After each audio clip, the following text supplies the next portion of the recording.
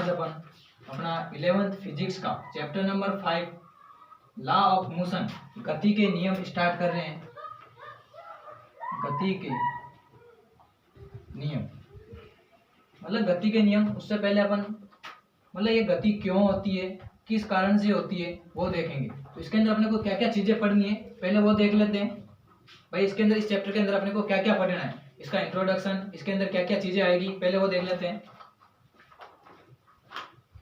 Introduction, इसके अंदर आपको फोर्स एंड इनर्शिया, बल एवं जड़त्व, बल एवं जड़त्व पढ़ना है। इसके अंदर आपको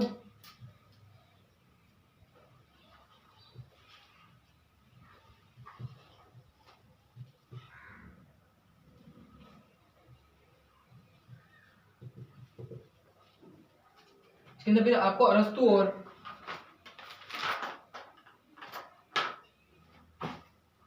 और आपको गैलीलियो की अरस्तु की भ्रामकता और गैलीलियो द्वारा जो निराकरण किया गया वो आपको पढ़ना है। फिर आपके न्यूटन्स लॉ ऑफ मोशन पढ़ने हैं। न्यूटन्स लॉ ऑफ मोशन मतलब न्यूटन के गति के नियम, जो तीनों नियम है वो पढ़ने हैं। तीनों नियम आपके कौन कौन से होंगे। पहला नियम, जो फर्स्ट नियम है वो आपका जड़त्व का ही नियम है। फिर आएगा दूसरा नियम, सेकंड नियम। जो सेकंड नियम आएगा वो आपका समीकरण, फिर यहाँ पे उसका अपन हल करेंगे F बराबर m में, जहाँ से सूत्र आता है। थर्ड नियम आता है एक्शन रिएक्शन वाला, मतलब क्रिया प्रतिक्रिया नियम, क्रिया प्रतिक्रिया नियम। उसके बाद में अपन पढ़ेंगे आवेग,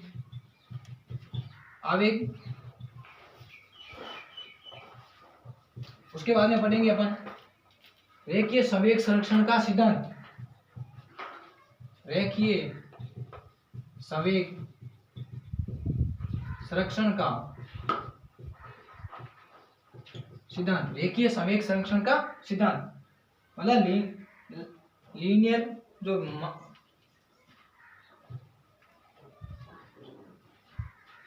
law of conservation of linear momentum, रेखीय संवेग संरक्षण का सिद्धांत। फिर अपने को ये पढ़ना है। तो अपन स्टार्ट करते हैं। फोर्स एंड इनर्शिया, बल एवं जड़त्व क्या चीजें होती है, क्या होता है, इसके बारे में पढ़ते हैं। तो सबसे पहले अपन बल देखते हैं कि बल होता क्या है। फोर्स मतलब बल आपका वह कारक हो गया, वह बाह्य कारक हो गया जो किसी कण को क्या कर देगा, त्वरित कर देगा या फिर आपका अवमंदित कर देगा।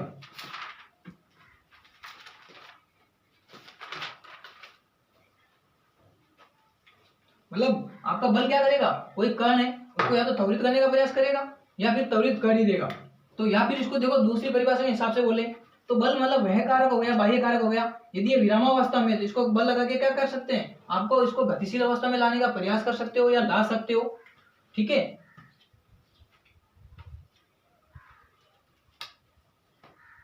या फिर मान लो कोई गति कर रही है आपकी वस्तु, मान लो कोई गति करती हुई वस्तु है, इसको अपन बल लगा के क्या कर सकते हैं, रोक सकते हैं। मतलब इसकी गतिशील अवस्था में अपन क्या कर सकते हैं, परिवर्तन कर सकते हैं। तो बल क्या हो गया आपका, तो अपन क्या लिखेंगे, वह बाह्य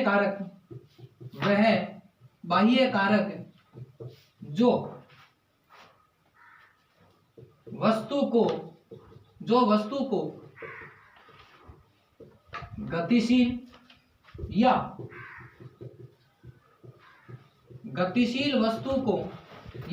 गतिशील वस्तु की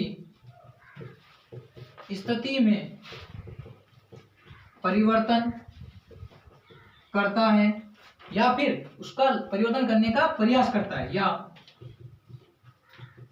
परिवर्तन करने का प्रयास करता है, तो इसे अपन क्या कहेंगे, बल कहेंगे। तो इसे बल कहते हैं। तो वो कारक आपका क्या कहलाएगा, बल कहलाएगा। मतलब कोई मान लो ये वस्तु थी, ये पहले विरामावस्था में, इस पे मैंने बल आरोपित किया, एक्सटर्नल फोर्स अप्लाई किया, तो यहाँ से लेके यहाँ पे आ गई। इसका मतलब इसकी अवस्था में चेंज हुआ, तो अवस्था में जो लाने वाला जो कारक है वो आपका क्या कहलाएगा, बल कहलाएगा। अब देखो बल आपको बल की कोई किसी वस्तु पे बल कार्य कर रहा है तो कैसे कर रहा है उसकी व्याख्या करने के लिए आपके पास तीन कारक होते हैं। बल की व्याख्या करने के लिए आपके तीन कारक है। एक तो बल का परिमाण मतलब बल कितने यूनिट का बल मतलब कितने न्यूटन का बल लग रहा है। दूसरा उसकी दिशा, दूसरा आएगा कि वो बल मतलब कार्यरत बल है वो कौन सी डायरेक्शन से लग रहा है। तो बल यहाँ पे क्या लिख दूं मैं, बल की दिशा मतलब किस दिशा से वो बल लग रहा है। दूसरा वो किस मतलब वस्तु के किस बिंदु पे या किस स्थिति पे लग रहा है। कार्यरत बल के बिंदु की स्थिति। तो ध्यान रखना है, देखो मैंने पहले बल क्या बोला है कि बल वह कारक है, बाह्य कारक है जो वस्तु को गतिशील या गतिशील वस्तु की स्थिति में परिवर्तन लाता है या परिवर्तन लाने का प्रयास करता है। तो बाह्य कारक आपका क्या कहलाएगा, बल कहलाएगा। अब किसी वस्तु पर कार्यरत बल की व्याख्या करने के लिए आपके पास तीन कारक होते हैं। बल का परिमाण क्या होता है, बल की दिशा क्या होगी, बल कार्यरत बल किस बिंदु की किस स्थिति पे लग रहा है। तो ये तीनों कारक आपके क्या होते हैं, बल की व्याख्या करते हैं। ठीक है, अब आता है बल का प्रकार। बल बहुत सारे प्रकार के होते हैं आपके। तो देखो बल बहुत सारे प्रकार के हैं, जैसे गुरुत्वाकर्षण बल हो गया, आपका नाभिकीय बल हो गया, और भी बहुत सारे होते हैं। तो पहले इनको देख लेते हैं नाभिकीय बल वगैरह कैसे क्या है। देखो पहले मैं बता रहा हूँ गुरुत्वाकर्षण, हालांकि आपके आगे पूरा चैप्टर है गुरुत्वाकर्षण का। गुरुत्वाकर्षण बल ग्रेविटेशनल फोर्स, ठीक है, एक ले रहा हूं मैं। नाभिकीय बल, नाभिकीय बल देखो गुरुत्वाकर्षण बल होता है वो सबसे क्षीण बल होता है, वीक, सबसे वीक बल आपका ग्रेविटेशनल फोर्स होता है। और जो नाभिकीय बल है, ठीक है, तो नाभिकीय बल होता है वो सबसे शक्तिशाली होता है, सबसे शक्तिशाली पावरफुल होता है। लेकिन देखो जो सबसे शक्तिशाली है वो आपका क्या है, उसकी प्रास बहुत कम है, रेंज उसकी बहुत कम है, उसकी प्रास बहुत कम है। मतलब ये क्या करता है, नाभिक के अंदर लगता है। और आपका होता है परमाणु का आकार 10⁻⁻15 के मीटर के बराबर होता है। मतलब आपको पता है ये मतलब बहुत कम दूरी पे लगता है। प्रास का मतलब बहुत कम दूरी के मध्य लगता है। जबकि गुरुत्वाकर्षण बल इसकी प्रास बोले तो प्रास इसकी क्या होगी, बहुत अधिक होगी, इसकी प्रास आपकी बहुत अधिक होगी। मतलब गुरुत्वाकर्षण बल आपको पता है बहुत दूरी तक लगता रहता है। तो इसका मतलब जो सबसे कमजोर है उसकी प्रास सबसे ज्यादा है, और जो नाभिकीय बल सबसे शक्तिशाली होता है और उसकी प्रास सबसे कम होती है। ठीक है, इसके अलावा और भी बल होता है, संतुलित बल, असंतुलित बल। संतुलित बल का मतलब हो गया, यदि मान लो इधर भी आप 2 न्यूटन का लगा रहे हो, इधर भी आप वापस 2 न्यूटन का लग रहा है, तो इसका मतलब रिजल्टेंट जो बल होगा वो क्या हो जाएगा आपका, 0। ठीक है, तो ये आपका क्या हो गया है, संतुलित बल। और यदि यहाँ पे मान लो इधर 2 न्यूटन का है, इधर 5 न्यूटन है, तो यहाँ पे रिजल्टेंट फोर्स आपका क्या आ जाएगा, 3 न्यूटन। तो इसका मतलब यहाँ पे असंतुलित बल लग रहा है। तो वस्तु क्या करेगी, आपकी जो भी बॉडी है या जो पार्ट्स है वो इधर आने की कोशिश करेगा। तो यहाँ पे क्या हो गया, असंतुलित बल हो गया।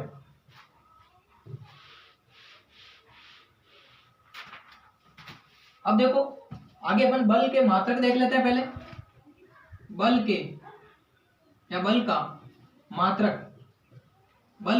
मात्रक यूनिट ऑफ फोर्स। तो देखो पहले अपन एम के एस पद्धति में देखते हैं, एम के एस पद्धति में। तो एम के एस पद्धति में क्या हो जाएगा, एम के एस पद्धति में आपका होता है न्यूटन। और यहाँ पे ध्यान रखना है 1 न्यूटन बराबर होता है केजी मीटर पर सेकंड स्क्वायर, केजी मीटर पर सेकंड स्क्वायर। सीजीएस में होता है इसका डाइन, सीजीएस में की मात्रा क्या होता है, डाइन।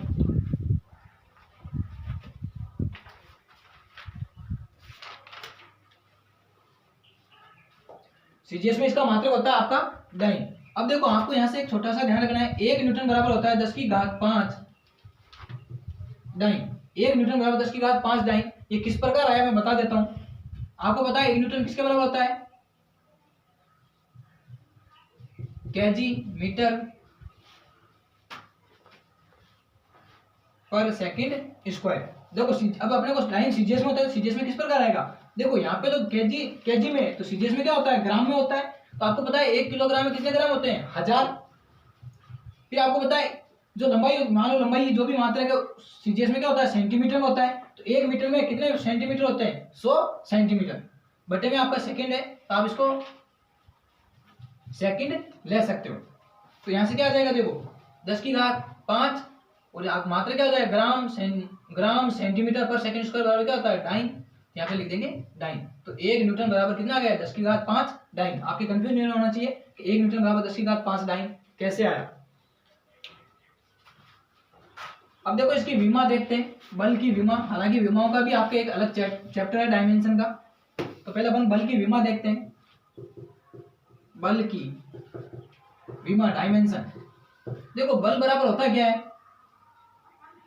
आपको पता है न्यूटन के सेकंड नियम अभी पढ़ा नहीं है, फिर भी अपन देखते हैं। F बराबर होता है एम ए। F बराबर क्या होता है? M A. तो देखो m तो होता है द्रव्यमान, m क्या होता है? द्रव्यमान। a होता है त्वरण, a होता है आपका त्वरण। तो देखो द्रव्यमान को अपने को किसमें लेना है? द्रव्यमान के लिए मास होता है तो मास का m, क्योंकि विमाएं आपकी 3 होती है m l t, मतलब मास का m, l का लंबाई लेंथ हो गया, t का टाइम हो गया। तो देखो m। अब देखो त्वरण आपका यहाँ पे अलग से समझा रहा हूं मैं। त्वरण a बराबर होता है dv बटा dt। त्वरण a बराबर होता है dv बटा dt, मतलब dv बटा dt का अर्थ क्या हुआ? इसको लैंग्वेज के रूप में वेग में परिवर्तन की दर। वेग में परिवर्तन की दर आपकी त्वरण कहलाती है। वेग में परिवर्तन की दर क्या कहलाएगी? त्वरण। तो वेग में परिवर्तन की दर, तो देखो वेग का क्या होता है? मीटर पर सेकंड होता है, और नीचे भी समय, यहाँ पे भी समय। तो यहाँ पे क्या हो गया? m s square. तो देखो m यहाँ पे क्या है? मीटर है, ध्यान रखना। मीटर को अपन लंबाई होगी l ले लेंगे, समय t है तो यहाँ पे t स्क्वायर। तो यहाँ पे क्या लिख दूं मैं? l बटा t स्क्वायर। यहाँ से हल क्या हो जाएगा? m l t minus 2।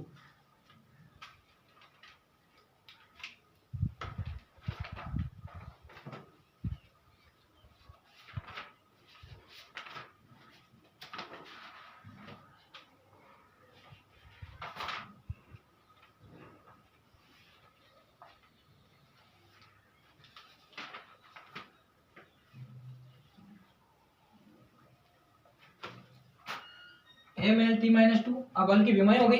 अब अपन आगे चलते हैं, पढ़ते हैं जड़त्व। जड़त्व होता क्या है?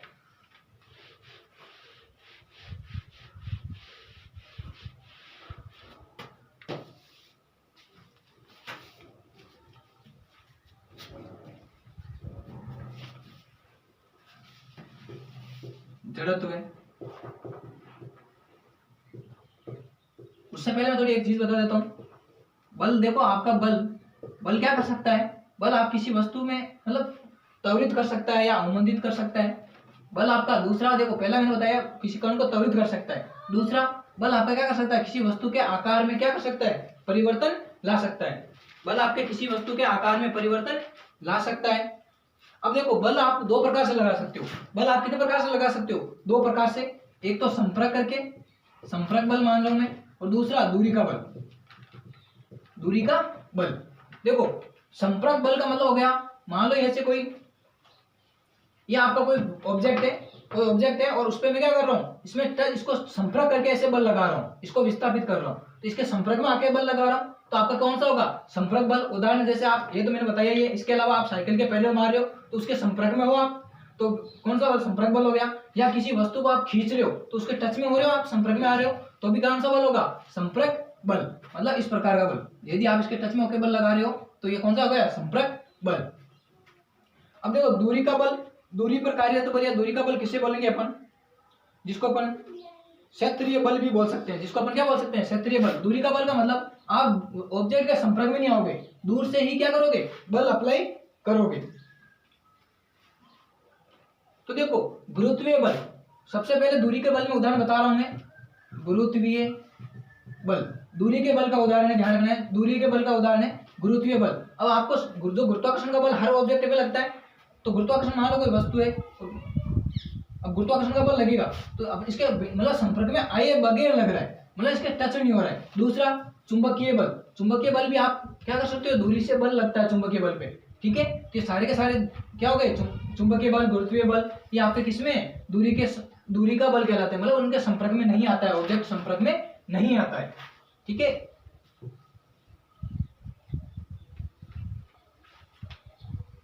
अब देखो, स्थिरावस्था या विरामावस्था या गतिशील अवस्था का मतलब क्या हुआ?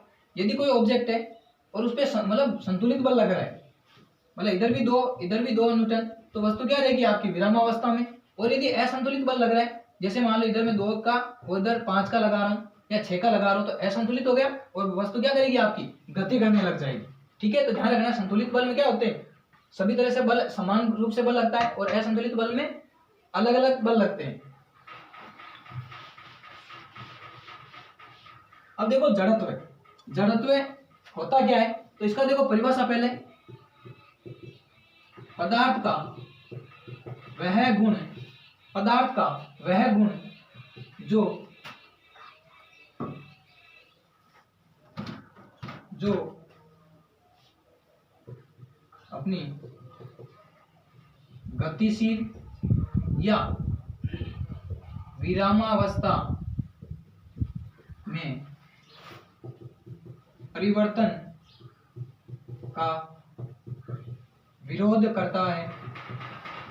विरोध करता है।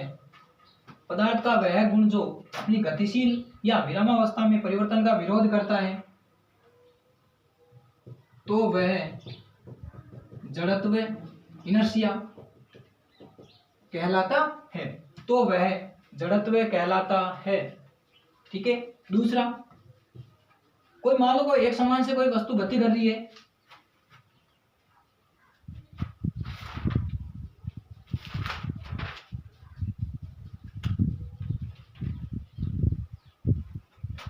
कोई मान लो कोई ऑब्जेक्ट, कोई वस्तु एक समान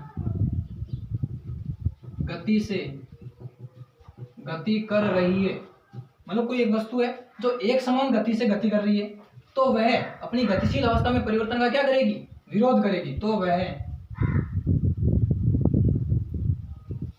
गतिशील अवस्था में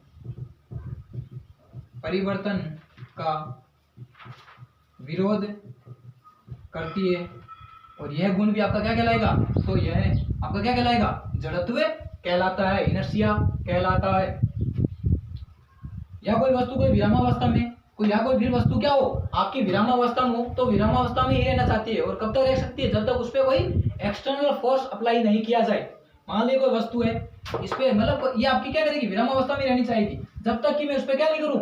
एक्सटर्नल फोर्स अप्लाई नहीं करूं। तो जैसे मैंने एक्सटर्नल फोर्स अप्लाई किया तो ये क्या करने लग जाएगी? इसकी अवस्था में चेंज हो गया, विरामावस्था से किस अवस्था में आ गई? गतिशील अवस्था में आ गई। तो आपका ये भी क्या हो गया? जड़त्व कहलाएगा। अब देखो सबसे इंपॉर्टेंट जड़त्व आपका, जड़त्व पदार्थ के या कोई वस्तु के, जड़त्व वस्तु के द्रव्यमान पर निर्भर करता है। द्रव्यमान पर निर्भर करता है। जड़त्व वस्तु के द्रव्यमान पर निर्भर करता है।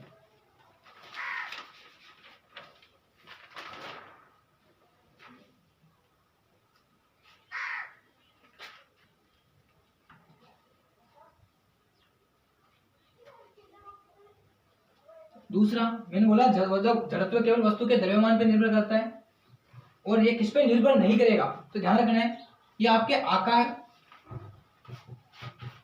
व वेग पर निर्भर नहीं करता है। मतलब कोई वस्तु के आकार और उसका वेग उस पर निर्भर नहीं करता है। ये ओनली उसके किस पे निर्भर करेगा? आपके वस्तु के द्रव्यमान पर निर्भर करता है। ठीक है। तो जड़त्व ध्यान रखना है, जड़त्व पदार्थ का वह या वस्तु का वह गुण है, या पदार्थ का वह गुण जो अपनी अवस्था में परिवर्तन का क्या करेगा? विरोध करेगा। मतलब वो चाहेगा कि मैं गतिशील हूं तो गतिशील रहूं, विरामावस्था में तो विरामावस्था में रहूं। अब देखो अगला टॉपिक आता है अपना संवेग।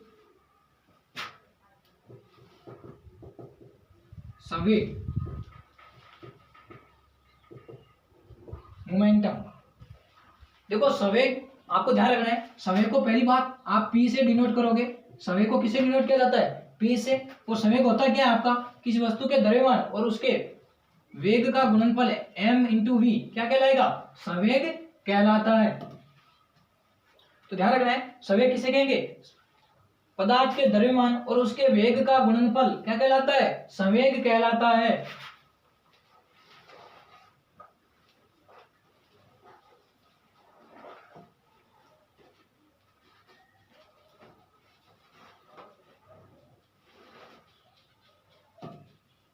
और यहां से मतलब जो पदार्थों का जो, अब देखो यहाँ पे मैं बता रहा हूँ, जो संवेग होगा वो द्रव्यमान के क्या होता है? समानुपाती होता है। जितना द्रव्यमान बढ़ेगा संवेग भी बढ़ेगा, द्रव्यमान घटेगा तो संवेग भी घटेगा।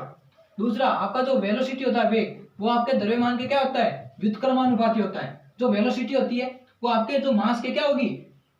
इनवर्सली प्रोपोर्शनल होती है, व्युत्क्रमानुपाती होती है। मतलब यदि मास बढ़ेगा तो वेलोसिटी घटेगी, और मास घटेगा तो वेलोसिटी आपकी, मतलब मास बढ़ा तो वेलोसिटी घटी, वेलोसिटी बढ़ेगी मास घटेगा, ये ध्यान रखना है।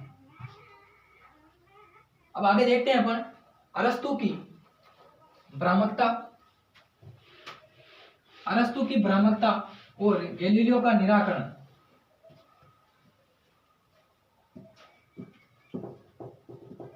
अरस्तु की भ्रामकता में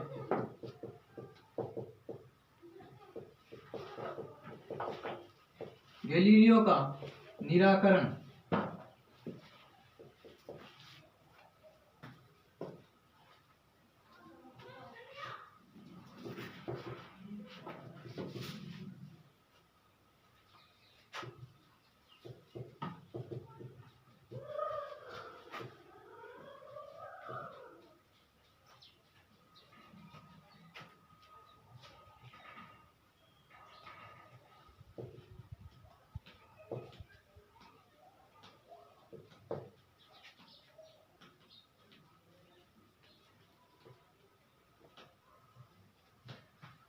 अरस्तु की भ्रामकता व गैलीलियो का निराकरण। तो देखो, मतलब उन्होंने देखा कोई वस्तु गतिशील अवस्था में कैसे रहेगी, मतलब उसे बाह्य फोर्स अप्लाई करना पड़ेगा या नहीं करना पड़ेगा, या कोई वस्तु विरामावस्था में तो विरामावस्था में कैसे रहेगी, या फिर उस पर बाह्य बल की आवश्यकता होती है या नहीं है। तो देखो अरस्तु ने क्या करा, उसने अपने अनुभव के आधार पे, पहले अपन अरस्तु की भ्रामकता देख रहे हैं, अरस्तु की। तो अरस्तु की भ्रामकता मतलब अरस्तु ने अपने जो दैनिक जीवन के उदाहरण है उनको देख के देखा कि मतलब कोई वस्तु है या कोई समतल है, उस पर उसने क्या करा, कोई बॉल को लुढ़काया तो बॉल क्या करती है? गति करके, और यहाँ पे आके क्या हो जाती है? रुक जाती है। या फिर उसने क्या करा, कोई खिलौना कार थी, उसमें चाबी भरी, और उसके चाबी भरने का मतलब उसमें क्या कर रहा है? स्प्रिंग बल लगा रहा है, ठीक है। और कार क्या होती है? जैसे चाबी खत्म होती है, बल खत्म होता है, तो कार जाके यहाँ पे मान लो रुक गई। तो उन उदाहरणों से उसने देखा और निष्कर्ष निकाला अरस्तु ने। अरस्तु ने बोला कि कोई वस्तु अपनी गतिशील अवस्था में बनाए रखने के लिए उसको क्या करेगा? अरस्तु के अनुसार क्या हुआ, किसी वस्तु की एक समान, किसी वस्तु की, मतलब ये अरस्तु का मत है, किसी वस्तु की एक समान गति को बनाए रखने के लिए, किसी वस्तु की एक समान गति को बनाए रखने के लिए आपको क्या होगा? बाह्य बल की आवश्यकता होगी।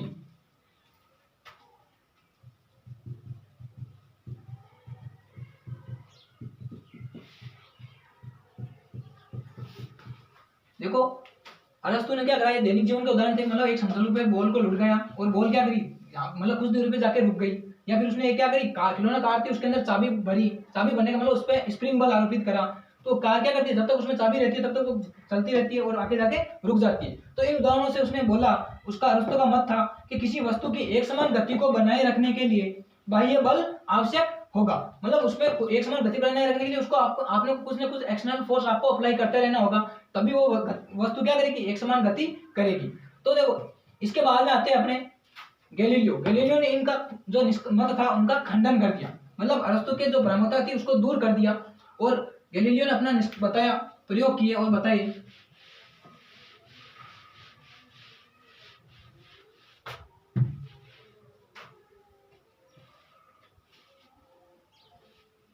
देखो गैलीलियो का निराकरण क्या है,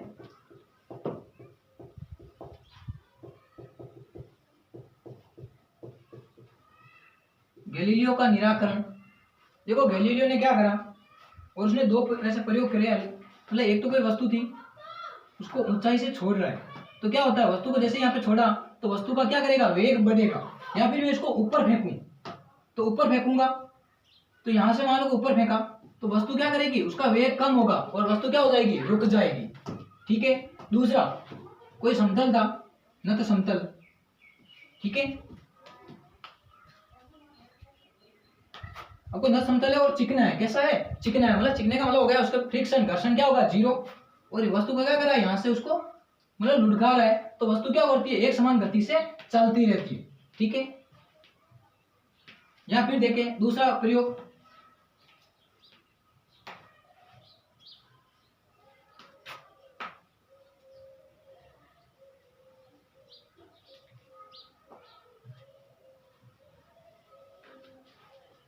अब देखो यहाँ पे मतलब इस ऊंचाई से वो फेंक रहा है मतलब वस्तु को, और देखो अब क्या करता है, वस्तु यहाँ पे आएगी पहले, फिर यहाँ पे जाएगी, वापस यहाँ पे, मतलब यहाँ पे ऊंचाई थोड़ी ज्यादा है तो वस्तु का मतलब थोड़ी दूरी तक जाएगी। अब यहाँ पे मान लो इससे फेंक रहा हूँ तो वस्तु क्या करेगी, थोड़ी आगे तक जाएगी। ठीक है। यहाँ पे देखो, यहाँ पे क्या कर रहा हूँ, ऊंचाई से फेंक तो रहा हूँ लेकिन आगे भी क्या है, मतलब ढलान क्या कर दी, यहाँ पे बिल्कुल जीरो कर दी। तो यहाँ पे क्या करेगा, वस्तु आगे नियत वेग से चलती रहेगी, और यहाँ पे यदि फ्रिक्शन क्या होना चाहिए, जीरो होना चाहिए, तभी आपके एक समान गति से गति करती रहेगी।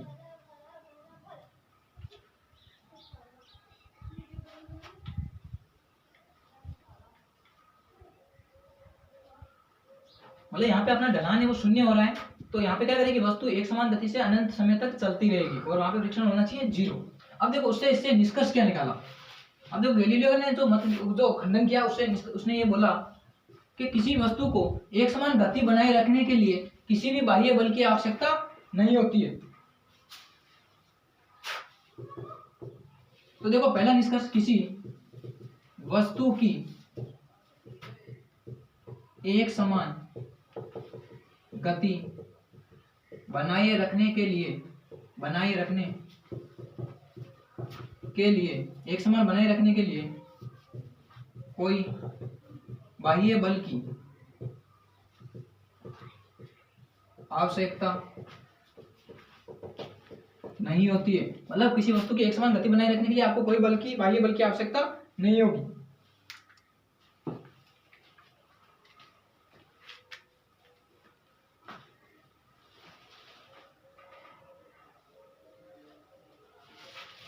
अब देखो दूसरा, कोई वस्तु मान लो, अब देखो यहाँ फिर आप क्या कर रहे हो, कोई घर्षण मतलब घर्षण वाला कोई समतल है, घर्षण वाले समतल पे आप यदि गति करवाना चाहते हो तो आपको क्या होगा, एक समान गति करने के लिए आपको बाह्य बल की आवश्यकता होगी। तो उसने यहाँ से इसका जड़त्व का नियम बनता है, जड़त्व का नियम। यहाँ से जड़त्व का नियम क्या बनेगा, मतलब देखो घर्षण वाले पे तो आपको बाह्य बल की आवश्यकता होगी, और यहाँ पे क्या होगा, घर्षण शून्य होगा। अब देखो जड़त्व का नियम क्या है, मतलब कोई वस्तु विरामावस्था में है तो विरामावस्था में ही रहेगी, या फिर कोई गतिशील अवस्था में है तो गतिशील अवस्था में ही रहेगी।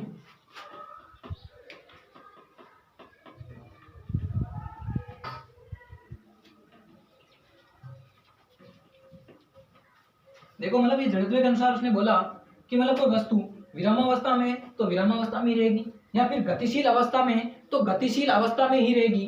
मतलब उसके अंदर खुद के अंदर इतनी सामर्थ्य नहीं है कि वो अपनी अवस्था में परिवर्तन कर ले। तो ये आपकी असमर्थता ही क्या कहलाती है, जड़त्व कहलाती, या जड़त्व का नियम कहलाती है, या जड़त्व कहलाती है। मतलब कोई वस्तु अपनी गतिशील अवस्था में चल रही है एक समान, तो यदि वो खुद अपने उसमें अंदर चेंजेस नहीं कर सकती है, अवस्था में परिवर्तन नहीं कर सकती है, तो उसको परिवर्तन करने के लिए आपको कोई ना कोई बाह्य बल का मतलब आवश्यक होगा। ठीक है। तो जो असमर्थता आ रही है, मतलब उसकी अवस्था में परिवर्तन की असमर्थता, वही आपका क्या कहलाता है, जड़त्व कहलाता है।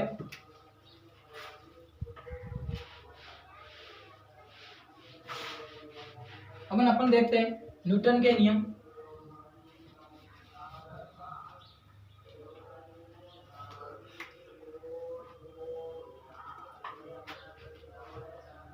अपन देख रहे हैं न्यूटन के गति के नियम।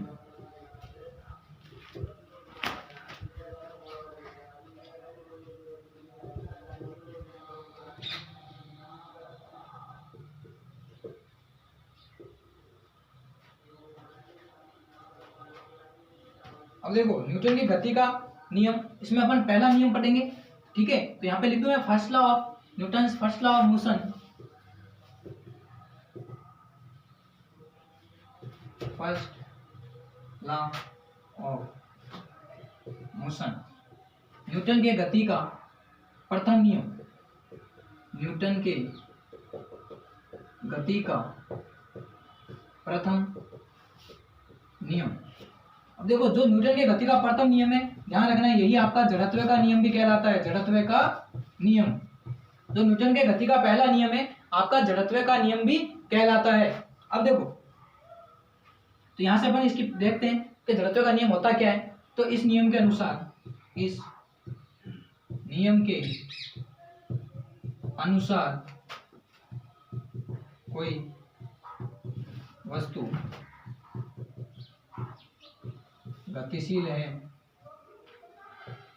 या गतिशील है तो गतिशील अवस्था में ही रहेगी या विरामावस्था में है तो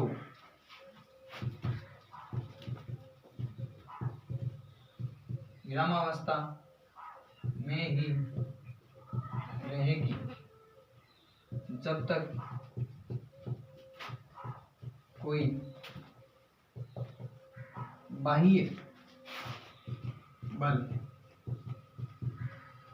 आरोपित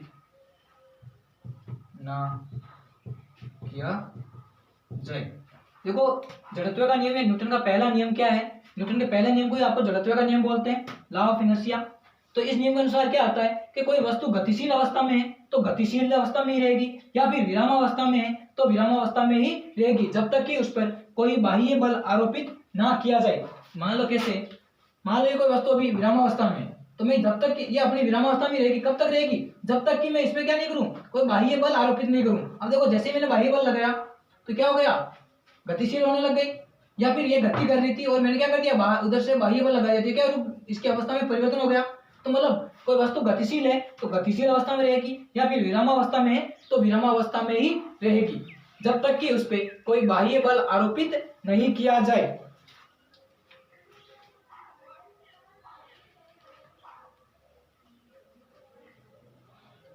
अब देखो आपको आगे जो जड़त्व का नियम है, उस जड़त्व में 3 प्रकार का जड़त्व होता है, वो अपन देख लेते हैं। तो आपका जड़त्व 3 प्रकार का होता है।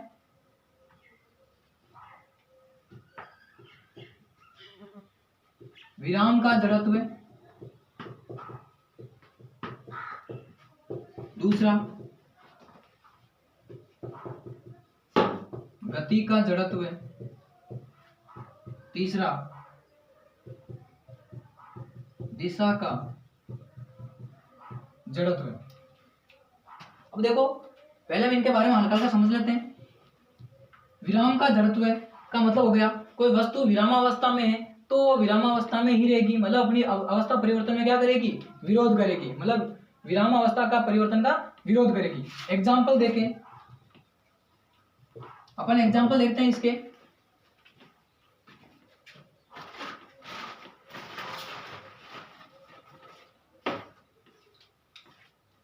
देखो विराम का जड़त्व का एग्जाम्पल, मान लो कोई बस खड़ी थी, बस थी और बस के अंदर आप स्वतंत्र रूप से क्या हो, खड़े हो। बस के अंदर आप स्वतंत्र रूप से खड़े हो और बस जैसे ही अचानक चलेगी, बस जैसे ही अचानक चली तो आपका जो नीचे का भाग है, शरीर का जो नीचे का भाग है, कमर से नीचे, वो भाग तो क्या करेगा, उसके साथ गति करने लग जाएगा, और जो आपका ऊपर का भाग है वो क्या रहेगा, विरामावस्था में रहेगा।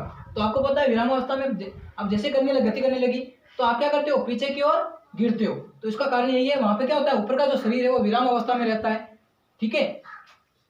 दूसरा, अब अगला देखो गति का जड़त्व है, मतलब कोई वस्तु गतिशील है तो वो अपनी गतिशील अवस्था का क्या करेगी, परिवर्तन का विरोध करेगी। एग्जाम्पल देख सकते हो आप, कैसे, जैसे मान लो कोई ट्रेन चल रही है और ट्रेन के अंदर आप बैठे हुए हो, या फिर कोई कार वगैरह है वो चल रही है, उसके अंदर आप बैठे हुए हो और अचानक से वो मान लो क्या हो जाए, रुक जाए, अचानक से रुक जाए, तो आप क्या करते हो, अचानक से कोई गाड़ी वगैरह बैठे सीट पे और गाड़ी एकदम अचानक से रुकती है तो अपन आगे की ओर झुकते हैं, तो आगे की ओर झुकने का मतलब कारण क्या है? तो मतलब आपका शरीर था वो गाड़ी के साथ क्या कर रहा था, गति कर रहा था, ठीक है, गति कर रहा था, और उसने अचानक मान लो रोकी, ब्रेक लगाई, तो आप वो तो विरामावस्था में आ गए, लेकिन आप क्या कर रहे थे, गति कर रहे थे, उस कारण आप आगे की ओर झुकते हो। दूसरा मान लो जैसे आप कोई ट्रेन से कोई छलांग लगाता है, ट्रेन से कूदता है, तो क्या करता है, गति करता है साथ साथ में, तो उसके अंदर इसके कारण वो क्या करता है, गति के जड़त्व के कारण ही उसके अंदर आ जाता है दिशा का जड़त्व। दिशा का जड़त्व का मतलब हो गया, जैसे कोई मान लो कोई कार अचानक से क्या करे, वर्ताकार पथ पे घूमने लगे, तो आदमी क्या करता है, दिशा के जड़त्व के कारण बाहर की ओर ऐसे आने लगता है। ठीक है, इसके बारे में थोड़ा अलग से अपन और आगे पढ़ेंगे नेक्स्ट डे। आज के लिए इतना ही खूब है।